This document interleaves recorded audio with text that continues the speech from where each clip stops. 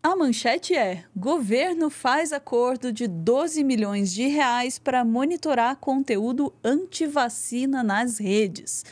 Frente à queda na cobertura vacinal deixada por um governo negacionista, a meta é entender o discurso antivax e bolar estratégias para combatê-lo. Aí sim, hein? A informação que nos traz é a nossa Mila Laranjeira. Vamos lá.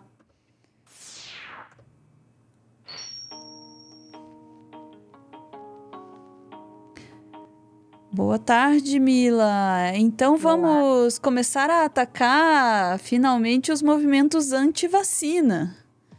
Felizmente.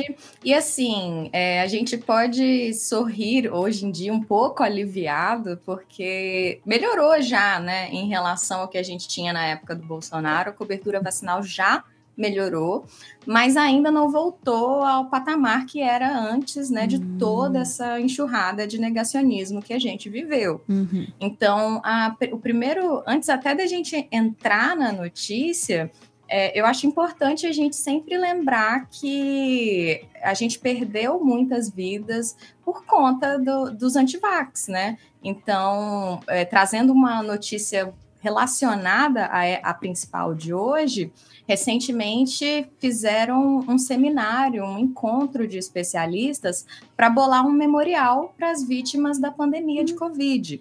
Então, foi até um dos links que eu coloquei aí, Ana, se você puder compartilhar, é só para mostrar que existe mesmo, porque não tem nada lá. Uhum. Fizeram a página memorialpandemiacovid19.com.br e, por enquanto, só está lá o anúncio desse seminário que rolou para bolar como é que a gente vai homenagear todas essas vidas que foram perdidas, em parte por conta do negacionismo, né, vacinal. Então, entrando agora na notícia de fato, o governo firmou uma parceria que ainda não iniciou, então a gente não sabe ainda quando que vai começar a acontecer, mas para criar um painel de informações de discursos anti-vacina. Então, eu achei interessante que é uma iniciativa muito voltada para fomentar outras pesquisas, porque a ideia é coletar em todas as redes sociais. Eu tenho até a lista aqui, YouTube, Telegram, Instagram, Facebook, Twitter, WhatsApp e Google Search também, a pesquisa do Google. Então, eles vão coletar essas informações relacionadas a discurso antivacina e tornar disponível tanto em forma de dados, os dados crus mesmo, para quem quiser fazer outras pesquisas em cima desses dados, quanto vão criar um painel de informações com os discursos mais recorrentes, quais são as narrativas adotadas, e esse painel vai ser atualizado diariamente até dezembro de 2025. Então, a gente vai estar sempre vendo de forma atualizada qual é o movimento antivacina que está acontecendo naquele momento. E com base nisso, o projeto ele é muito maior do que só essa coleta de dados, vai se fazer um planejamento de como que a gente combate esse discurso e que tipo de campanhas a gente pode fazer para aumentar a cobertura vacinal. Então, como que a gente aborda as pessoas que estão sendo atingidas por esse discurso? Como que a gente faz esse esforço hercúleo de desfazer uma fake news, né? E para isso a gente precisa entender o que estão dizendo por aí, o que está sendo mais efetivo na decisão das pessoas, para conseguir bolar estratégias para combater. Então, a proposta basicamente é essa, né? Uma infraestrutura de dados e um relatório que a imprensa possa consumir também, para que a gente entenda melhor esse discurso anti-vacina. Tem um cachorrinho aqui muito esfomeado, Ana, que eu tô toda hora olhando para baixo aqui. Tá tudo bem. Mas se você quiser comentar alguma coisa antes da gente passar não adiante. É um antivacina que tá aí chacoalhando a sua câmera dizendo que é contra vacinas. É apenas um cachorrinho esfomeado. Tá tudo bem. É apenas um cachorro. Não, mas eu queria comentar. Primeiro, o esforço, eu não sabia que tinha um seminário e uma conversa para pensar né, numa homenagem, uma manutenção da memória, acima de tudo. A homenagem é para isso, né? Para se manter a memória das vítimas da pandemia. Fico muito satisfeita. Satisfeita é uma palavra forte, né? Diante disso, mas fico enfim, aliviada, acho que aliviada é melhor, que se esteja pensando nisso para que a gente mantenha essa memória viva, até porque o estrago promovido pelo governo Bolsonaro e pelo bolsonarismo e por todo esse movimento, né, de extrema-direita pelo qual a gente passou e ainda está sob os efeitos, né, disso tudo e sob o risco disso tudo, os efeitos são muito mais graves, não são apenas como se isso fosse pouco, né? As mortes causadas diretamente pela pandemia, mas é o efeito duradouro do negacionismo, né? Que conseguiu arruinar uma coisa na qual o Brasil era muito bom. O Brasil sempre teve uma cultura de vacinação muito boa. A gente vinha com... É o país do Zé Gotinha, caraca, né?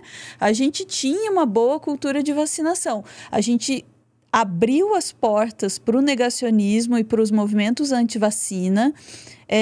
Eu me lembro muito aí vou parecer que eu estou fazendo autopropaganda, mas a gente, né, escreveu tudo que você precisou desaprender para virar um idiota, né? Falando sobre teorias conspiratórias que afetam políticas públicas no país. Isso era ali 2019, né? E tinha um capítulo, que era o capítulo anti-vacina. Isso eu acho uma coisa incrível. A gente escreveu sobre o movimento anti-vacina e a gente chegou a cogitar cortar aquele capítulo.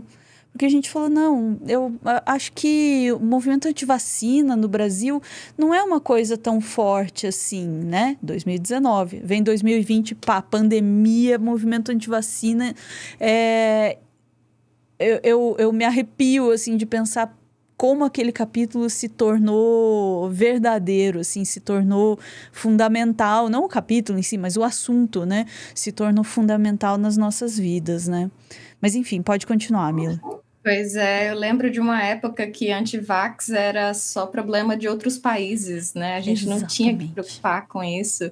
A mãe brasileira, que tem muito negócio da mãe que cuida das vacinas do filho, né? Mas era sempre aquele símbolo de quer levar no médico a criança, você caiu no chão, quer levar no médico, quer dar todas as vacinas. Então, é realmente muito triste que a gente tenha chegado nesse ponto, né? Mas é só mais uma coisinha que eu quero mostrar. Se você puder abrir a reportagem do Núcleo, que essa notícia, ela foi originalmente postada pelo Núcleo. Eles conseguiram, via Lei de Acesso à Informação, a documentação dessa parceria que está acontecendo. Se você puder descer na notícia, tem um dedinho falando: veja as metas previstas para o projeto. Cadê o dedinho? Ih, passei. Pera. Vamos lá. Os dedinhos pequenininho, é pequenininho. Isso, clica nele. Calma. Veja as metas. Não tô achando. Aqui, veja as metas previstas para o projeto. Aê, tá aqui. É só para mostrar que essa notícia é a mais completa, até porque é a original, né, de onde foi tirado, e tem todas as metas desse projeto, como que o dinheiro vai ser gasto e tal. Então, a ideia deles é justamente construir essa infraestrutura e disponibilizar os dados de vigilância da saúde. Então, tudo que eles fizerem em relação a discurso vacinal, coleta desses discursos, vai estar disponível nessa infraestrutura que vai estar sempre online disponível até dezembro de 2026. Então, tem uma sobrevida em relação aos relatórios para quem quiser usar e consumir esses dados e fazer suas próprias pesquisas, além desse segundo ponto que eu acho que é o mais importante, que é a elaboração de informes diários sobre desinformação vacinal.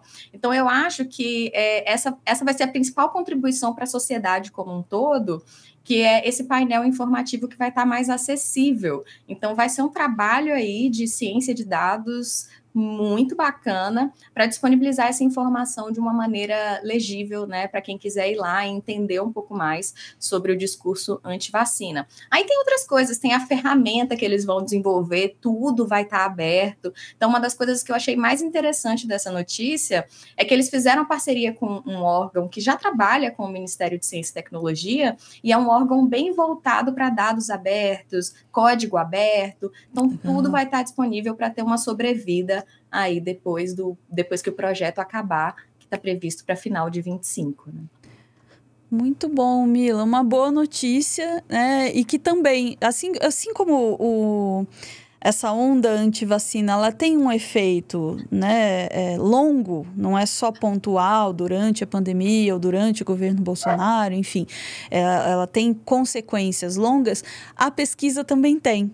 Porque a pesquisa também gera dados e informações que, espero eu, sejam fundamento aí para outras ações e para outras pesquisas e para que a gente consiga, aos poucos, desfazer o estrago enorme que o negacionismo causou na saúde pública, né, no Brasil.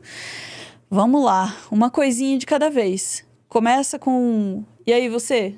Tá com as vacinas em dia? Vamos aproveitar para lembrar? Tá com as vacinas em dia, a gente continua se vacinando regularmente. Dá uma olhada aí no sistema, né, do seu local. Qual é a sua próxima vacina? Se precisa tomar reforço da vacina para Covid. Porque sim, ainda precisa tomar reforço da vacina para Covid. Não acabou. Tem ondas aqui em Curitiba, por exemplo, tá uma onda fortíssima de Covid nesse momento. Então, continua tomando reforço de vacina. Toma as vacinas que você não tenha tomado e vamos ficar esperando ansiosamente para a chance de tomar vacina contra a dengue também, né? Vamos lá. Beijo, Mila. Muito obrigada. Chat, a gente volta em instantes.